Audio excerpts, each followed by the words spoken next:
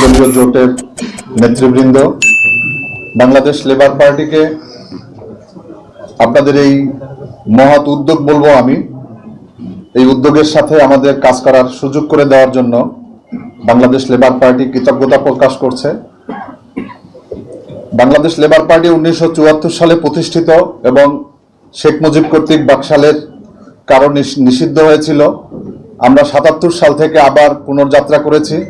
মাওলানা মতিন আমাদের প্রতিষ্ঠাতা এবং লেবার পার্টি একটি নিবন্ধিত রাজনৈতিক দল। আমাদের নিবন্ধন নং 56, আমাদের মার্কা আনারস। আমরা দীর্ঘ 17 বছর ফ্যাসিবাদের বিরুদ্ধে আন্দোলন সংগ্রাম করেছি এবং এই আন্দোলন সংগ্রামে আপনারাই সাক্ষী ছিলেন এবং জুলাই গণ আন্দোলনে লেবার পার্টির আন্দোলন সংগ্রামে আমাদের দুজন ভাই শাহাদাত বরণ করেছেন। আমরা 5 তারিখের পরে আমাদের ভিতরে কিছু চিন্তা চলে আসছে। আমরা দীর্ঘ 17 বছর যাদের সাথে আন্দোলন সংগ্রাম করেছি তাদের চেহারার মধ্যে ক্রমশ ফ্যাসিবাদের ছাপ আমরা লক্ষ্য করেছি। আমরা ফ্যাসিবাদের কর্মকাণ্ডগুলোকে ক্রমান্বয়ে তাদের কর্মকাণ্ডে প্রমাণিত হতে দেখছি।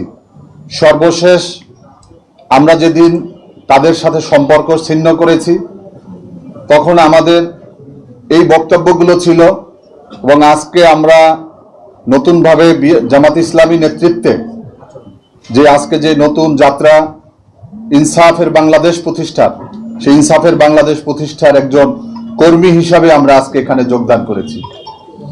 আমরা মনে করি যে দীর্ঘ 17 বছর জনগণের কাছে যে অঙ্গীকার ছিল আমাদের, আওয়ামী দুঃশাসন শুধু নয়, আধিপত্যবাদ এবং ফ্যাসিবাদ মুক্ত বাংলাদেশ, সামনের 12 তারিখে যে নির্বাচন, সেই নির্বাচনে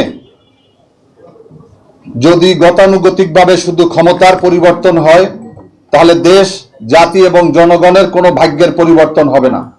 আমরা একটা অর্থবহ পরিবর্তন চাই এবং যেই পরিবর্তনের মধ্য দিয়ে মহান মুক্তিযুদ্ধের চেতনা এবং জুলাইয়ের যেই আবেদন, জুলাইয়ের যে অঙ্গীকার, জন আকাঙ্ক্ষা, তা যেন পূরণ হয়। এজন্য আজকে থেকে আমাদের নতুন যাত্রা শুরু হলো ইনশাআল্লাহ। আপনাদের মনে আছে যে আমরা 18 দলীয় জোটে জামাত ইসলামী সহ আমরা দীর্ঘদিন কাজ করেছি। 4 দলীয় জোটের পরে রাজনৈতিক দল বাংলাদেশ লেবার পার্টি আমরা ছিলাম সেখানে এবং সর্বশেষ 25 সাল পর্যন্ত 20 বছর দীর্ঘদিন আমরা কাজ করেছি। আমাদের নীতি নৈতিকতার জায়গা থেকে আমরা পরীক্ষিত। আমরা কখনো কোনো স্বার্থের কাছে, কোনো সুবিধার কাছে আমরা মাথা নত করিনি।